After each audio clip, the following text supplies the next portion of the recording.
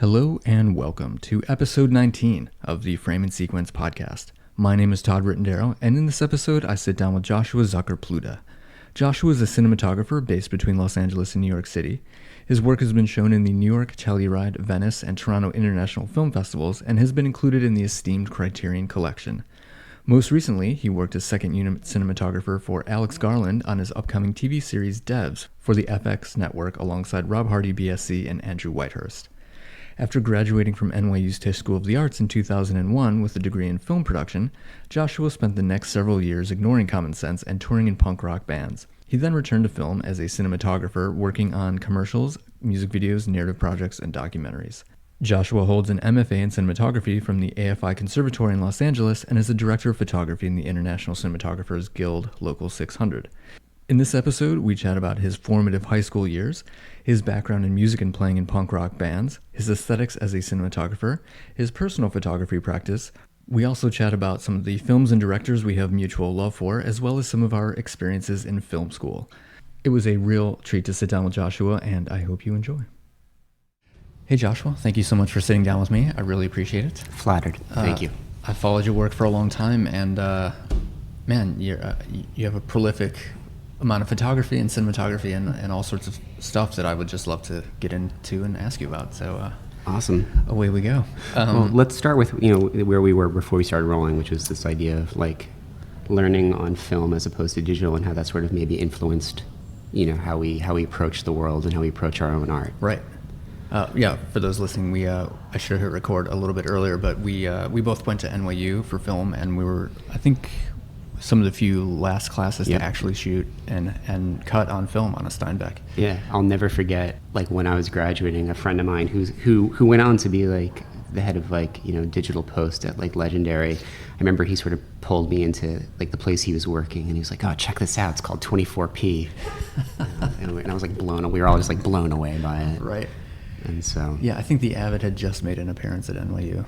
Yeah. Mm-hmm. I remember senior year somebody was cutting a film on an Avid, but it was very clunky. It was like a giant computer room from like a 1970s movie. Yeah.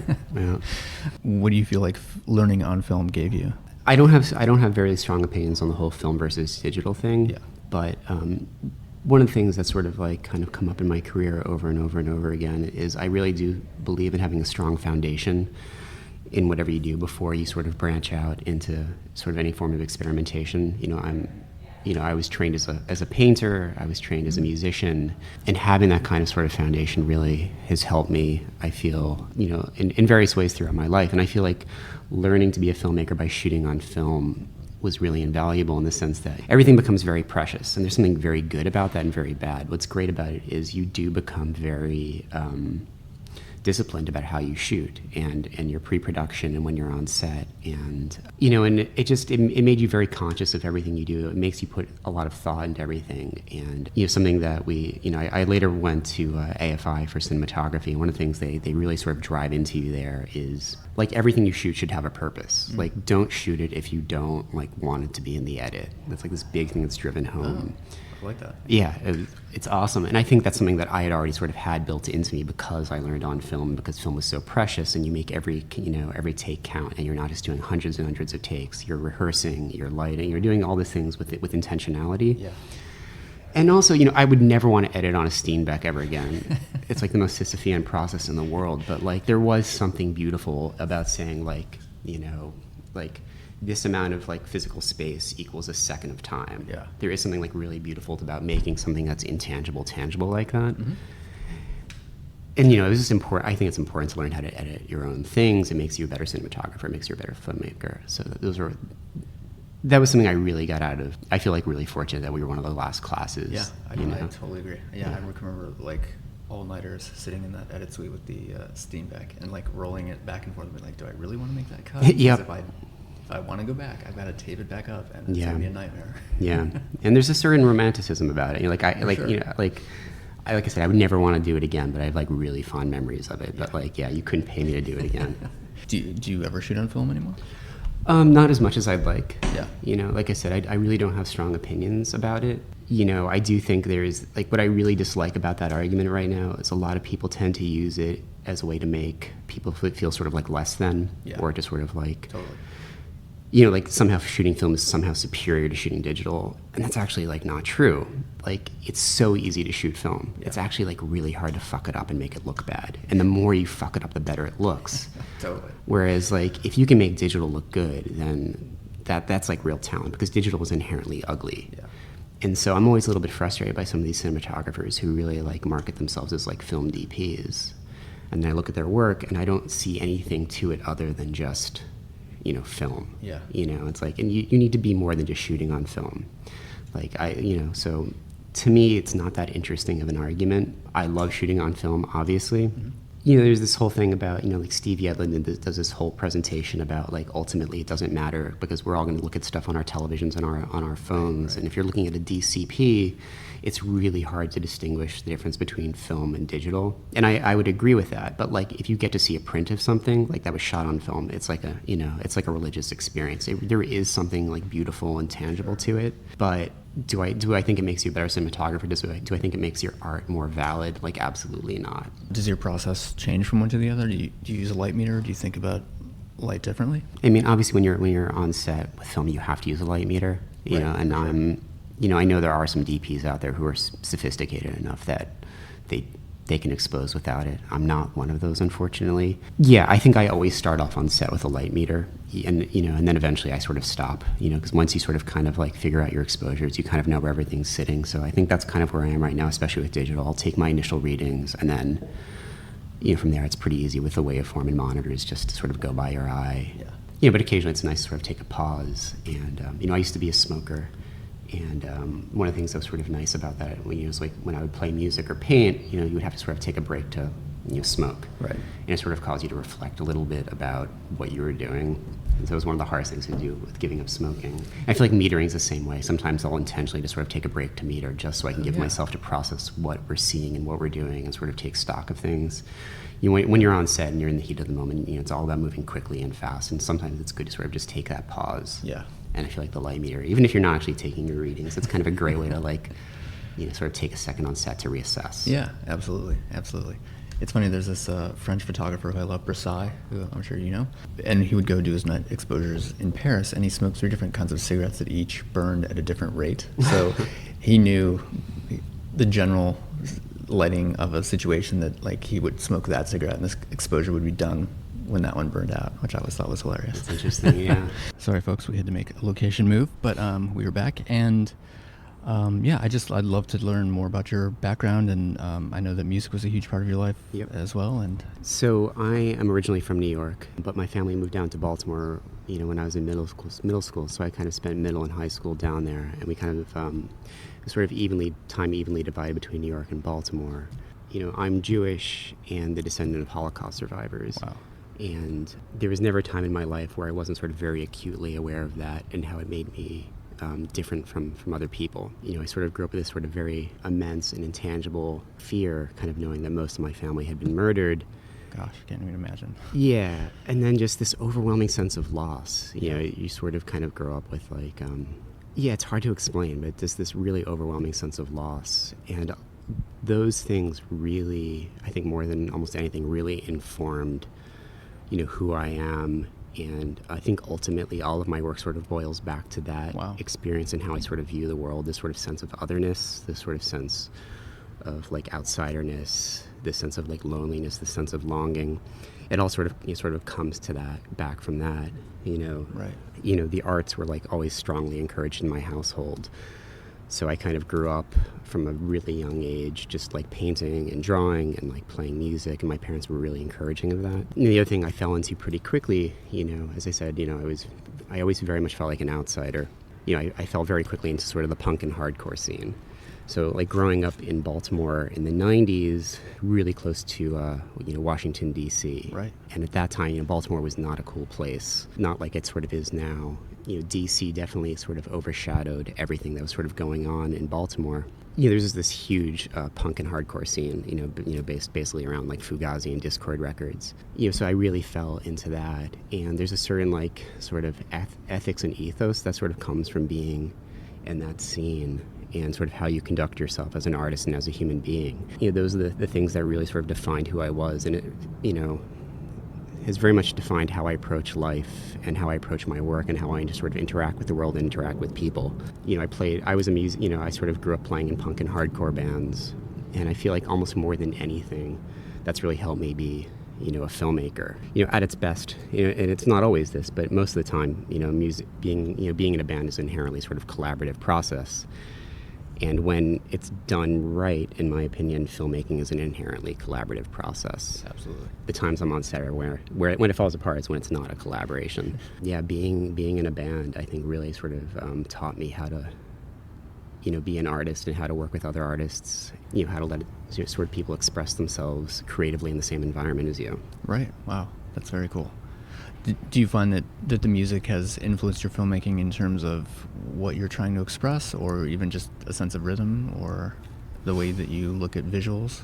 Yeah, absolutely, but not necessarily in the way you would think. Like as a musician, I'm really drawn to sort of like, let me put it this way, as an artist and a filmmaker, I tend to gravitate more towards like this very sort of restrained and refined aesthetic. Musically, it's rather the opposite. Oh, interesting. But how I approach both is really similarly. Like as a musician, I tend to take this very basic approach, which is like, this is only going to be interesting to like other guitarists and bassists and things like that. But I never really use effects in my playing. It's always, I just have like, maybe reverb and some sort of overdrive, but it's all about sort of my hand and how I sort of interpret the instrument. Right. And I'd say I approach cinematography like very much the same way. Like I'm not really big on, this is funny. I wasn't say like I'm not big on smoke and mirrors, but that's actually not true. I use smoke and mirrors all the time, like literally. But I'm not into like, I'm into sort of this very sort of like basic approach to my cinematography, where it's more about my eye than it is about like a lot of sort of trickery and a lot about, I'm not so much into using a lot of filtration or doing things in post. Sure. It's very much about me interacting with what I'm seeing. And so I feel like in that sense, like the two, are very, very similar. Right. At what point did you realize you wanted to go more into film? Were you doing that before college, or? I was so I got really, really lucky. I went to an amazing school for the arts in Baltimore, this place called Carver Center. There were only 2 grades, 9th and 10th grade. So I was the first, in each year they added a subsequent grade. So I was the first class to graduate all 4 years there. Wow. And it was this amazing program. It was a public school, but it was, probably the most sophisticated like art education I had up until I went to AFI. Like we spent more than half the day sort of, on the arts. Wow. And by the time we were in our senior years, you kind of had your own personal studio, and you kind of spent, most of the day just incredible developing a really intense art practice. And we learned how to critique at a very young age in a very sophisticated way, and we were exposed to a lot of art, a lot of film. So I was kind of always doing that the whole time that I was doing music, and I'm very contrarian. So like, it's usually to my own detriment. So like if everybody's doing one thing, I got to do the other. Right. So I'm in a school for the arts, so I'm going to do the opposite of what everybody's doing. So everybody's into art, so I'm going to be a musician. And everybody there was painting. And so I was like, I'm going to do the opposite of this. I'm going to do film.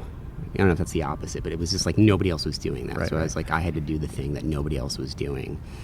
And I'd always grown up loving film, and I had a really great mentor there who really encouraged me to sort of explore, film as an art. The program was amazing, and apparently it's something like a lot of us have had problems with later in life. I think a lot of us went to college and struggled because our high school education was so sophisticated that we were all sort of a little bit bored with undergrad. Right. We were sort of forced to take some big steps backward. And I actually I had dinner with my former teacher not that long ago, and he sort of explained that a lot of us sort of had a similar experience. Oh, that's interesting. Yeah. I have this one question that I like to ask all my friends that went to NYU is, would you do film school over knowing what you know now? Or would you just have gone and taken that money and made a feature or something? I don't know if art school in general is a great idea. And one of the things I really liked about NYU was how strong the liberal arts department was. And, I just said, I have a very contrarian nature. And so I tend to do the opposite of what's expected of me. So, yeah, I was at NYU, and I really didn't enjoy the film department that much. they were really, really obsessed with like Martin Scorsese, or like Marty, as they always said. And it was just this really obvious approach to filmmaking that I didn't find very interesting. They kind of ignored all their other more interesting graduates for the sake of that approach. What I found myself doing is I just really dove into like sort of the more academic side of NYU. So I tried to get a double major in cinema studies. And that was probably just so I could watch a lot of they had the best screenings, and I think I just did that as an excuse to get access to those screenings. Right. And I think I eventually just couldn't actually fulfill the requirements to get that double major. But I ended up minoring in comparative literature. Oh, wow. And that was just because I really loved the academic side of NYU. Yeah. And so I spent most of my time, an undergraduate, really sort of developing like my aesthetics. I just read a ton. I watched a ton of movies. When I was at NYU, I spent the whole time working, part-time during the year and then full-time on the summers. I worked at Other Music. And that was a huge part of like my educational experience, just in terms of being exposed to art and music and culture in New York. At the time, Other Music was like the coolest place in the city. Just to sort of be around that constant sort of, energy and inspiration, it was just like an amazing time to be there. Right. That had almost more of an impact on me than NYU. And same thing, like when I was in high school, I worked at the art video store in Baltimore. And so I just was constantly devouring films like every night. Yeah. And those things, I think, had a huge, huge impact on me. Like, I'm grateful that I went to NYU. I strongly encourage anybody interested in the arts to sort of not be one-dimensional. I think right. That sounds really pedantic, and I don't mean it to, but meaning like try and make yourself to be as like diverse and interesting as a person as possible. And I think that was my problem with NYU film, is that it was just so focused on film. And I think there's so much more that goes into filmmaking than actually like film. Right. Yeah. And that's something that's really sort of helped me a lot actually throughout life, is sort of just being like a well-rounded individual. Yeah, absolutely. I think as an artist, it's key to be exposed to everything. I mean, it sounds really arrogant and pretentious, and I don't mean it to, but like, I think there's some, like, and some people like can have that sort of like, have that driven focus, and it goes really, really well for them. And I think maybe my career would have moved like a lot faster if I had sort of operated that way. These experiences are who makes me who I am, and I think it's sort of what helps me have sort of a unique perspective compared to other people. And that's something that, at least in my experience, directors have really liked about working with me. Right. And I mean, obviously you bring a tremendous amount to a music video or a project like that, having a deep understanding of music. Yeah. Do you shoot a lot of music videos still? I do, for better or for worse. I grew up watching music videos. I definitely, they're a huge influence on my aesthetic, both, narratively even. Right. Like I grew up in that sort of prime era of like MTV. And then, and right when I was really kind of figuring out what kind of filmmaker I wanted to be, like during the sort of prime era of like, what I would describe as like the auteur cinematographers, like Chris Cunningham and Jonathan Glazer and Spike Jonze and like all those guys. Totally.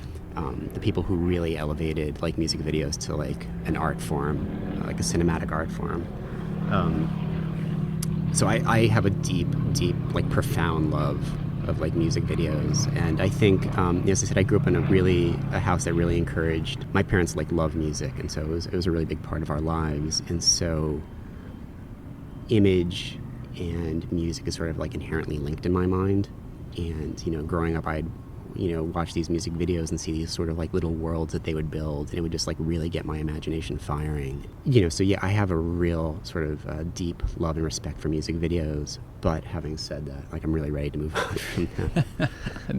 They're at this stage in the game, they're exhausting. There's not a lot of money in them. The budgets are just gone. Yeah, the budgets are miserable. But for me, I was really fortunate. Yeah, like that's sort of how I kind of got into the industry, was that when I sort of actively decided to sort of take a step back. I was a touring musician for years, and I'd always kind of felt like touring was like a young guy's game, and that like I could do filmmaking whenever, which isn't actually true. I think that was one of the things that was really frustrating for me when I went to AFI, was like I basically was touring as a musician up until I went to AFI. Oh, wow.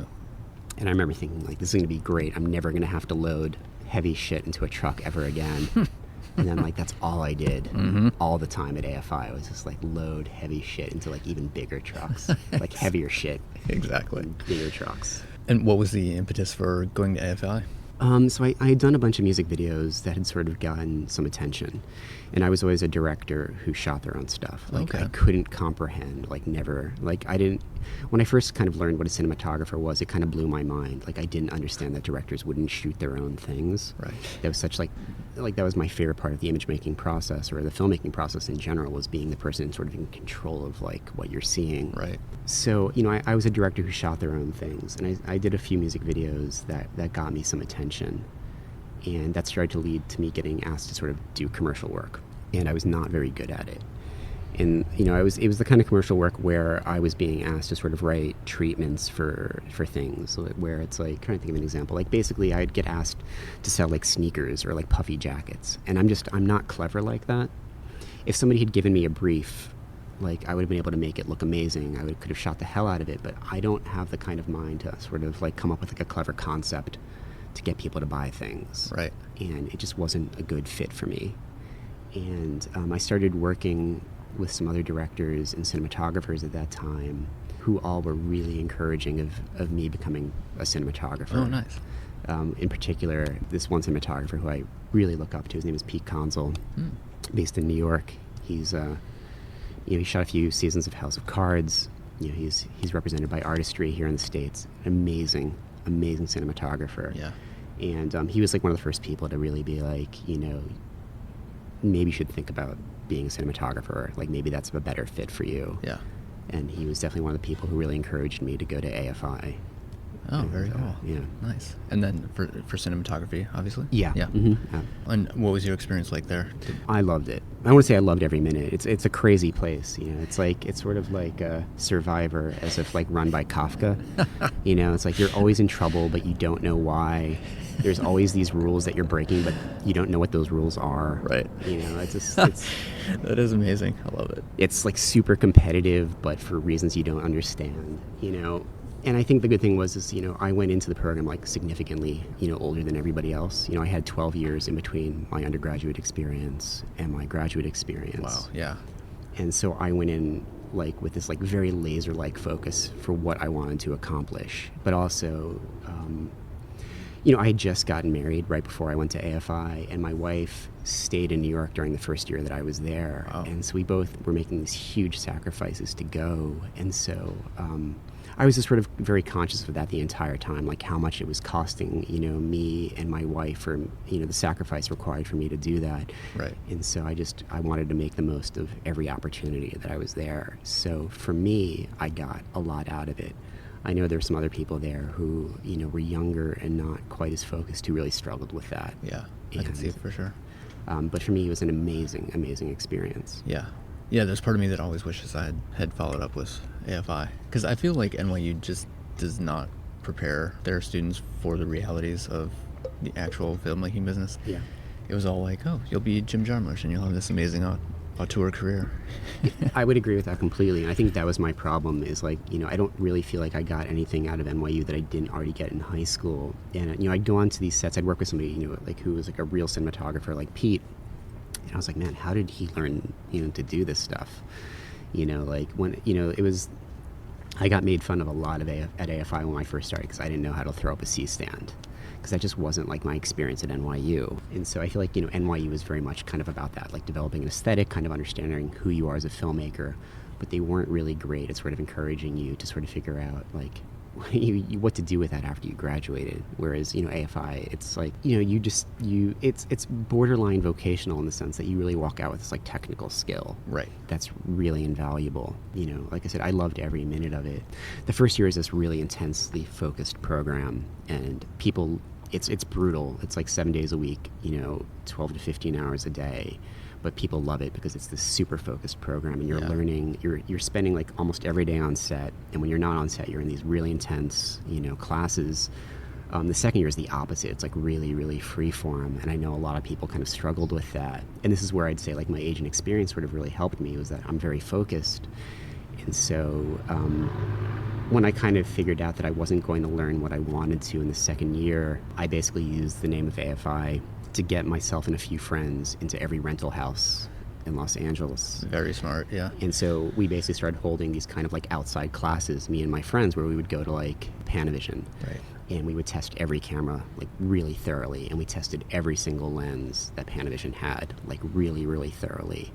And me and my friends ended up having this like amazing second year, and that, I think, more than anything, really helped prepare me for a career outside of AFI. And it's strange, but those tests me and my friends did that year like really helped me land some of the biggest jobs that I've had in my career.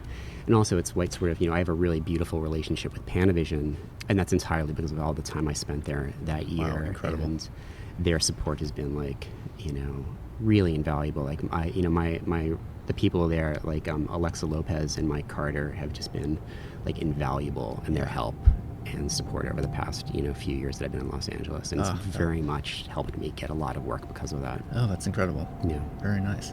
That's incredible. I mean, to have that relationship in place with such a huge rental house. Yeah, with the history and the pedigree as well. It never fails to blow my mind being there, and just like I spend a lot of time there in general, like testing things, going in, sort of developing certain skills.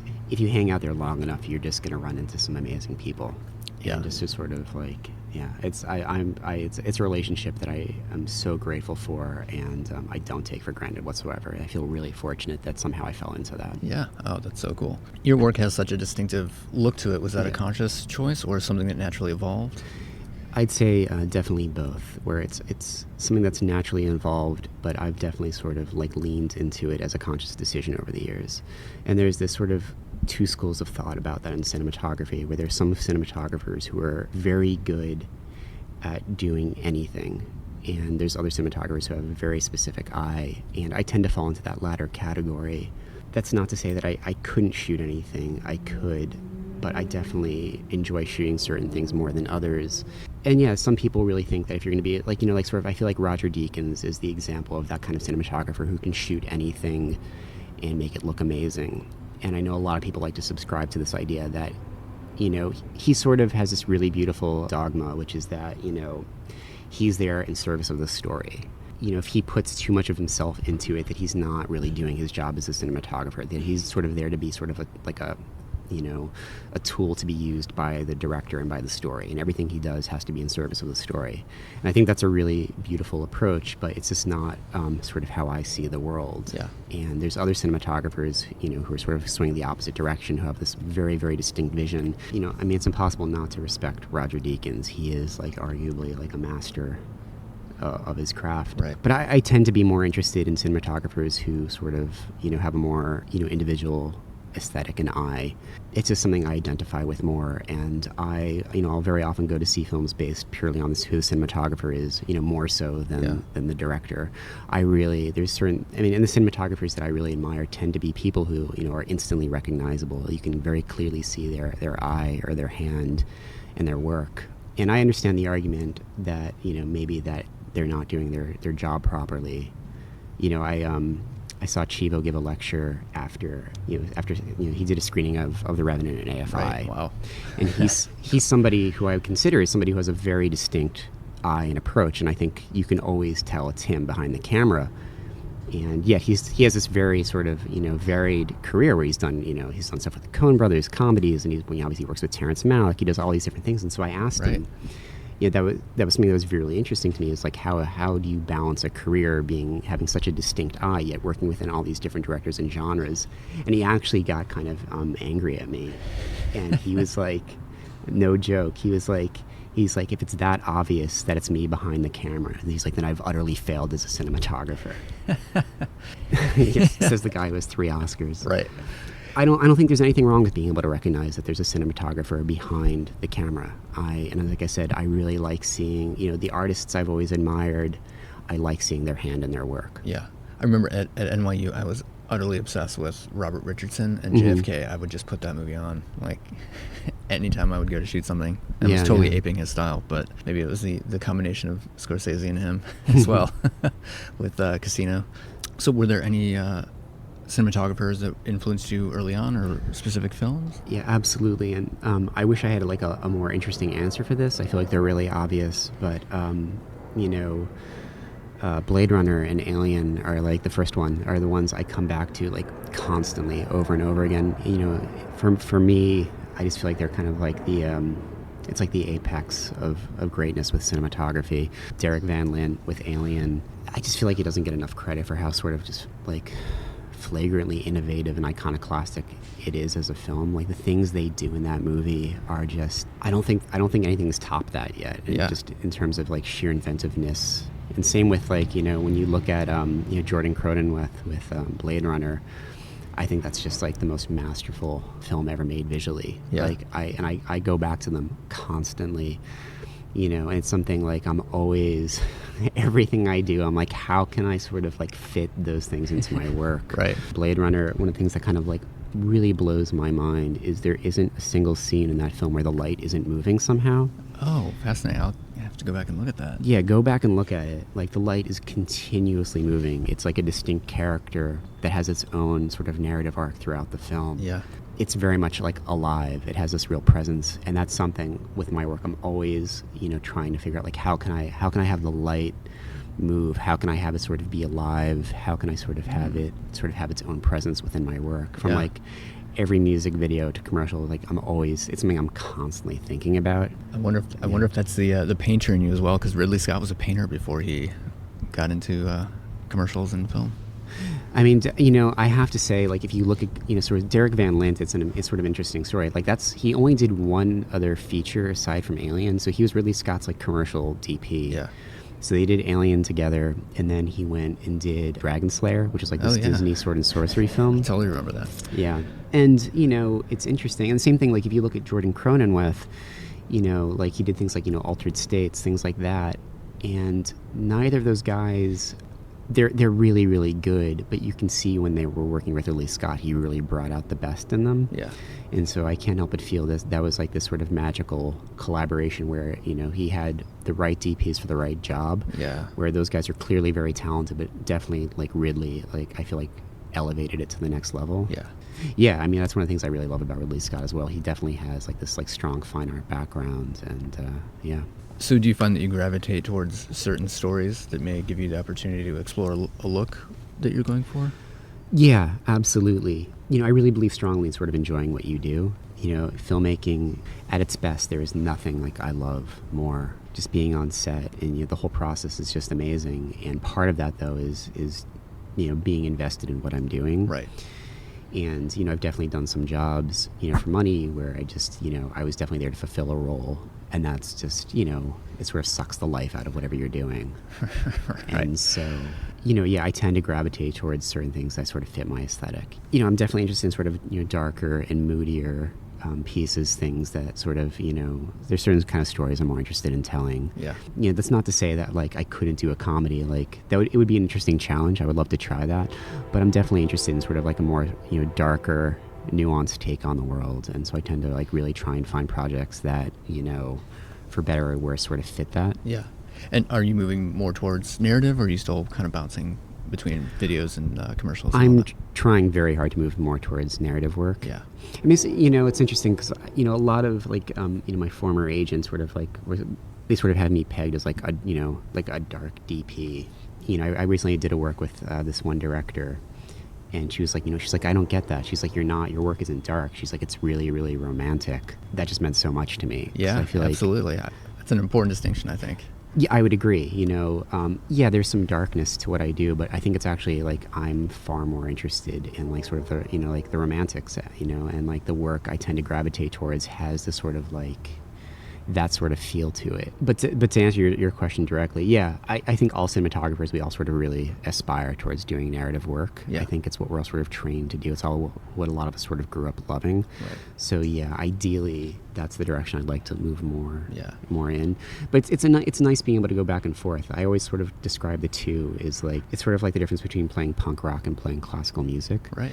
You know, like within narrative, there are these like very, very distinct rules that you have to understand in order to sort of, you know, to do it successfully. Yeah. And that's just like classical music. You have to understand how to read music. You have to understand how to keep time. You have to understand notation.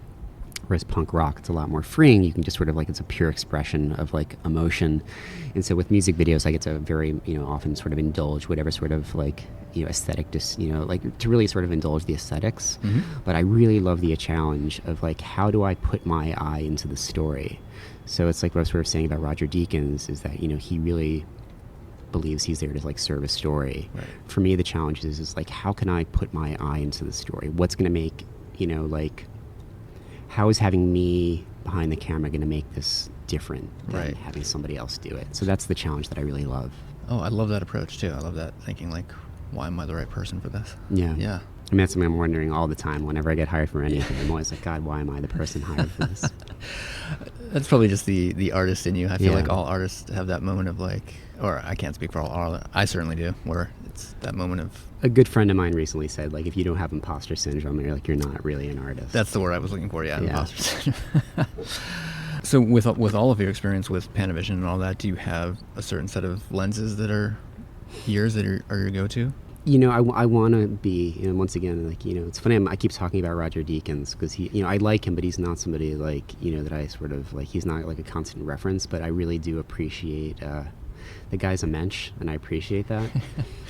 So Roger, his whole thing is he uses master primes because he feels like they're the least sort of characteristic lens out there. Yeah. Because he otherwise, he'll never shoot anamorphic because he thinks that anamorphic just interferes with the story. And I'm like the total opposite. Yes, I believe every story has a different set of lenses you should use. Like, I would never be somebody who would only shoot master anamorphics. Right. I think every story has a different format. It has a different camera. It has a different lens. Having said that, like, I mean, as cliche as it is, I love anamorphics, and I really love just specifically Panavision's anamorphics. When you like the first time I threw a Panavision anamorphic on a lens, like, you basically see the history of cinema just kind of unfold in front of you. Right. It really defined what I think a lot of what we consider to be, cinematic.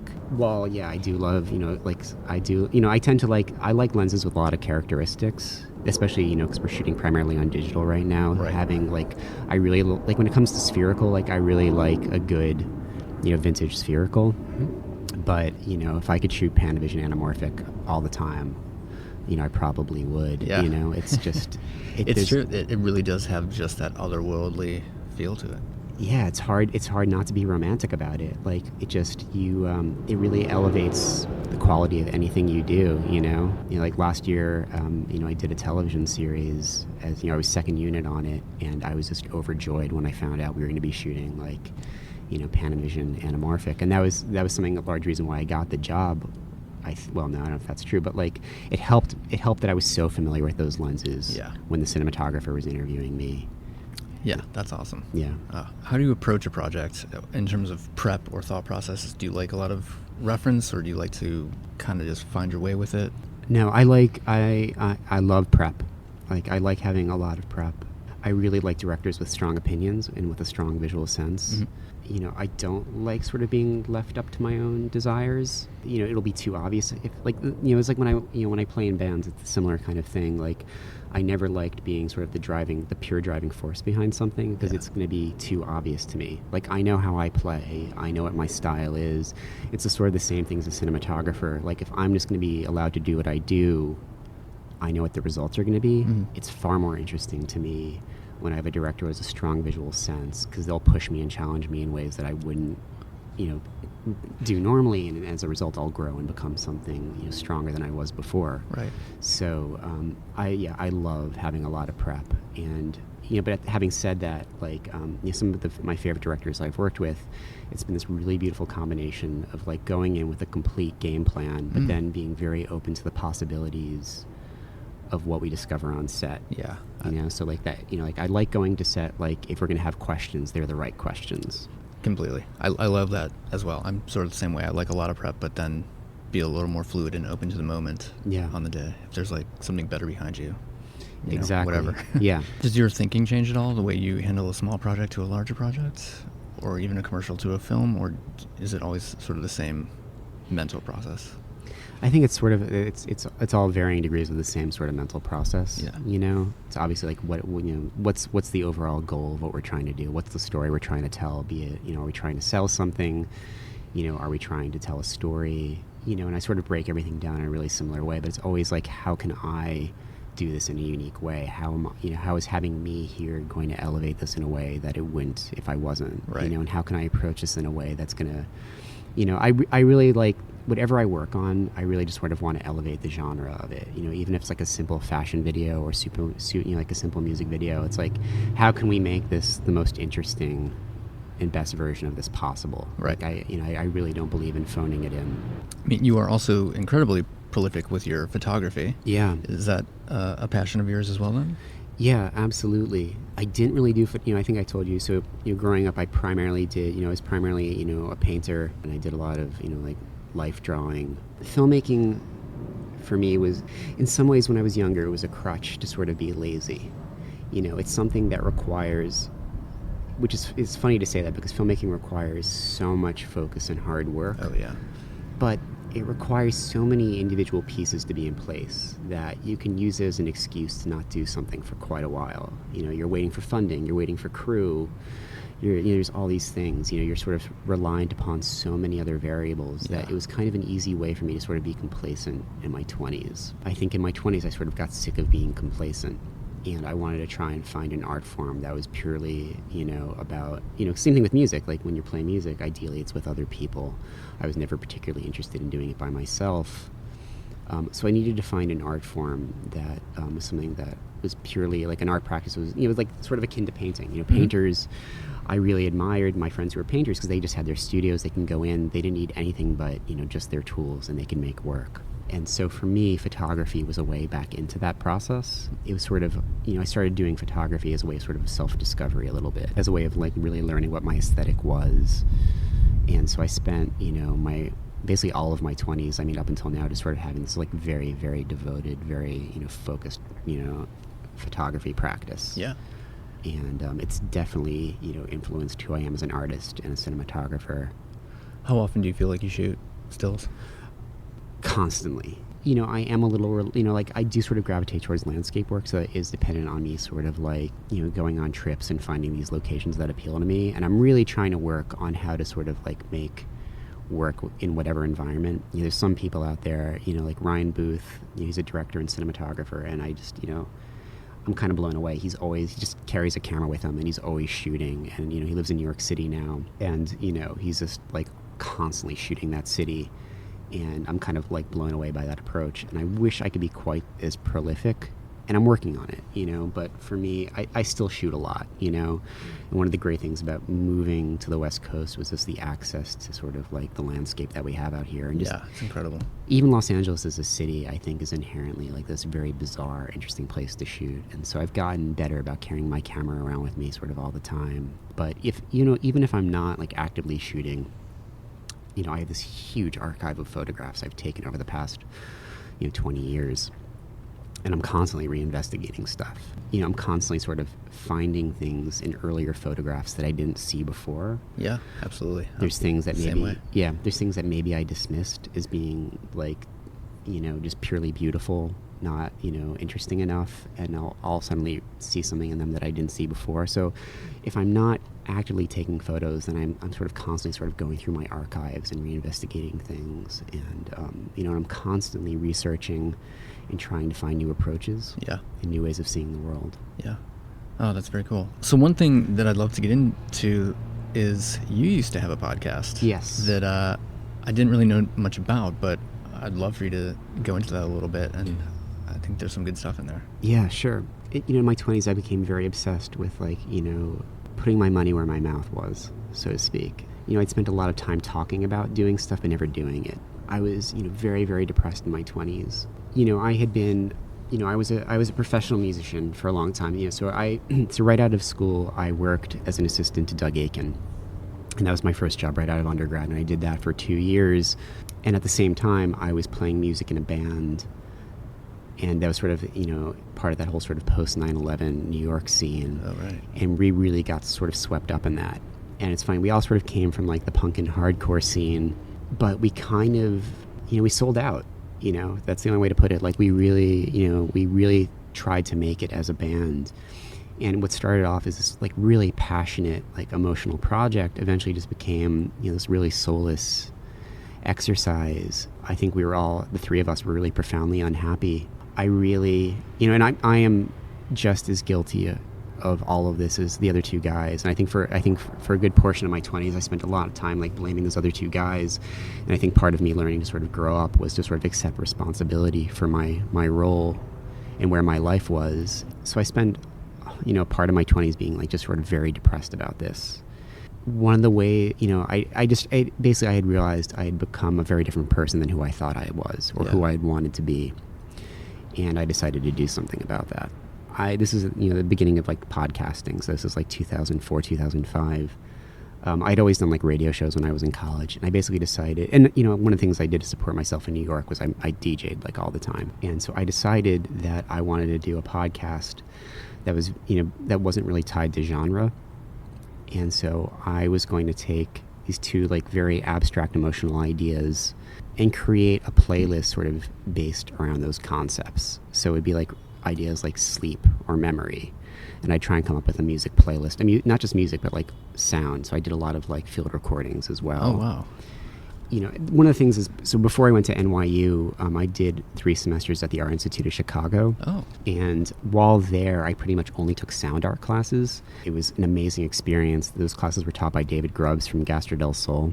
And he would bring in like people like Steve Albini, and like he brought in Tortoise and like all these amazing musicians from Chicago. And they really just, turned me on to a tremendous, and as I said, I worked at other music. So I kind of had this, rather encyclopedic knowledge of music. Right. In audio and sound art.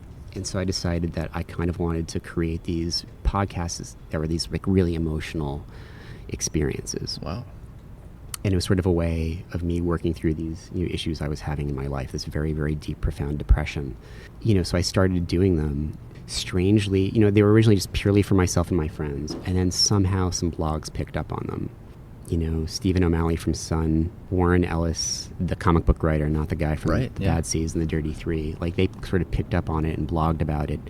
And I ended up going from like having this thing that was sort of like, this very much like this literal like bedroom project into something that was kind of, at most, I think I had like 50,000 subscribers at one point. Still though, for the early days of podcasting, that's pretty huge. And I would get these like passionate emails from people who, I never sort of vocalized like what was going on with me internally. Mm-hmm. And it's a little embarrassing going back and listening to them because I would talk a little bit in the podcasts and I kind of wish I just sort of created these playlists, but whatever the reason, people would listen to them and they were sort of picking up on the emotions behind what I was doing, and people would write me and just be like, I'm going through a hard time and this music is getting me through something. Or other people were just like, you're turning me on to like all these artists I would have never heard of otherwise. And it got to this point where like I'd go to shows or something and people would stop me and somehow they would know who I was. And, I was fairly anonymous with it. I couldn't figure out how they figured out who I was. Man, that's powerful though. It's strange. And it still really resonates. It still like echoes throughout my career. There's this one director I work with and he found me because he was a huge fan of my podcast. Incredible. Yeah, and he loves to bring it up. Are they still out there available? No, I have to figure that out. And as I said, it's really hard for me to go back and listen to them. It's like listening to this diary in certain ways. Right, I can imagine. But a few people have asked me to sort of make them available again. So I've been pondering it. The show is called Roadside Picnic, which is like an obvious nod towards Tarkovsky. Yeah. And if Tarkovsky is my favorite filmmaker and artist of all time. I love his work. Yeah, Stalker. If you were to ask me, like Stalker, everything comes back to that for me. Like Stalker, I think is the best film ever made. It's hands down my favorite film of all time, and so that's based on the book Roadside Picnic. So that was my my sort of subtle nod. And incredible. That was sort of my little inside, joke to anybody who would, that was my sort of way of it was like sort of the secret handshake to listen to the podcast. Yeah. But it's strange, like how like all those things have like really affected and influenced my life. There's definitely been a slow burn to my career where there's a saying like, what is it, like polish now and shine later. And that's kind of happened a lot in my career where there's been relationships or things I've discovered in my youth that like play out again like years later. And I don't really suggest that as a career path. But it's been interesting, some of the most meaningful relationships I have come from things that I established like a long time ago or interests I discovered like a long time ago. Yeah, completely. Tarkovsky's had a massive influence on me as well. Like his book, Sculpting in Time, is I reference it probably almost every day. Actually, I just dip in and... Yeah. And just like, his Polaroid book, I've actually, started taking Polaroids again, kind of in direct response to that. Oh, nice. Yeah. I mean, something maybe I should have brought up earlier, but yeah, it all kind of comes back to Tarkovsky for me ultimately. Yeah. Oh, that's very interesting. Thanks for sharing that. Yeah. So what's next? I have I'm excited. I have a television show that I did second unit on that's coming out, I think, in the beginning of next year. Cool. I'm really excited about. Are you allowed to say what that is yet or not? Yeah, absolutely. Okay. So I was really fortunate to do second unit for Alex Garland on his upcoming television series, Devs, which is coming up on FX. And it was literally like a dream come true experience. Incredible.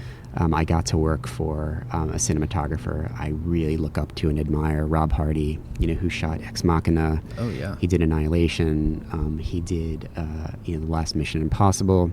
He's doing Black Widow, like the next Avengers spinoff. Oh, that's great. Well, I think that's pretty much it for me. Is there anything else you feel like we missed or that you'd like to talk about? Off mic, we were having a conversation about sincerity. That's something, that's so... more than anything, that's another thing that's sort of been a guiding force in my life, is about learning to be sort of sincere as like an artist and a human being. And, I talked earlier about, this band and how one of the reasons that sort of fell apart is we had all sort of stopped being sincere. And I spent a really long time, in my 20s kind of like investigating that and like learning how to be a sincere human being. And so, the podcast was a huge part of that. Right. And the podcast is what sort of then led me to, starting to, develop my photographic practice, Mm-hmm. And from there, that's when I started making films again. And I started, working on documentaries. And the thing, this really defining experience for me, I had a close friend, or I have a close friend who's a photographer. His work is beautiful. His name is Kurt Mangum. He and I were doing a lot of work together at the time, playing music and taking photographs together. And he told me this story he had heard about this forest in Japan where people go to commit suicide. And I had become, I became sort of very obsessed with it for a variety of reasons. Because number one, I was grappling with my own depression at the time. Right. And two, to me, it was sort of like a potential sort of physical representation in the real world of, the zone and Tarkovsky's Stalker. And so I became really obsessed with sort of like doing a documentary about this place. I initially did very well with like, grant writing and funding for it. But then, 3/11, the Fukushima incident happened and people got really scared off. And one of the things about when you're sort of trying to raise money through grants and through like nonprofits is they really want like a strong like social commentary. Yeah.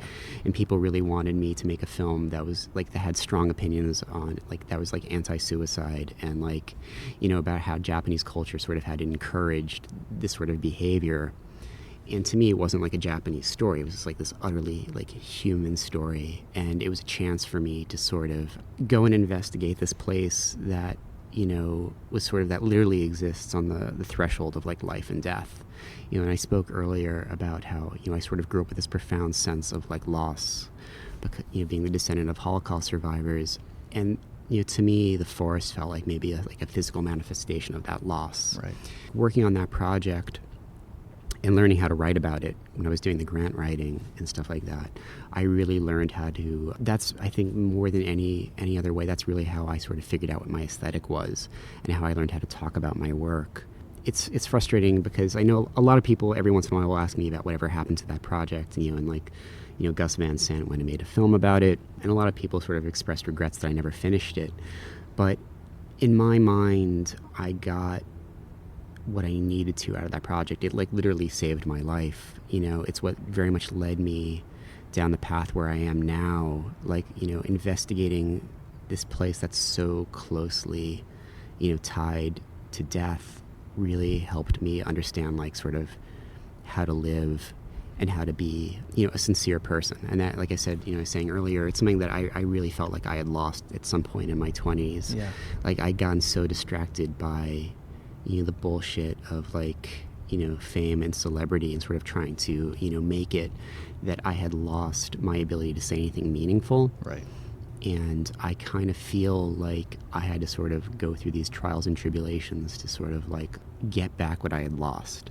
I just think that that's something like that's really important in today. You're asking me like what, like earlier, you're asking me like what kind of draws me to certain projects. And yeah, I do have a certain aesthetic that I want to express, but I think if I'm being more honest, I like sincerity. Yeah. Any like, I think that's the common thread with everything in my life in terms of like music and film and art, the things I'm really drawn to. Is there some sort of sincere expression happening? Is there something really honest about it? Right. And I feel like that tends to transcend, all sort of forms of art and, genre. So that's kind of what really has been a guiding force in my life. And I got to that through like some very bizarre circumstances, but it's something that really means a lot to me. Yeah, thanks for sharing that. I feel like sincerity is the key to making good art. Absolutely. Yeah. And that's something like more than anything, if I could sort of have people sort of take something away from this conversation, is about just be true to yourself, be a good person, but also, be honest about who you are and about what you're trying to say with the world. Yeah. And I think it'll resonate with the right people. That's great. I love that. That's a perfect way to end. So Yes. Thank you for doing this, Joshua. I really appreciate it. I could not be more excited and flattered. I was really happy that you asked. Oh, great. And I can't wait to see what you shoot next because I absolutely love your work. So It means a lot, man. Thank cool. you. Thank you.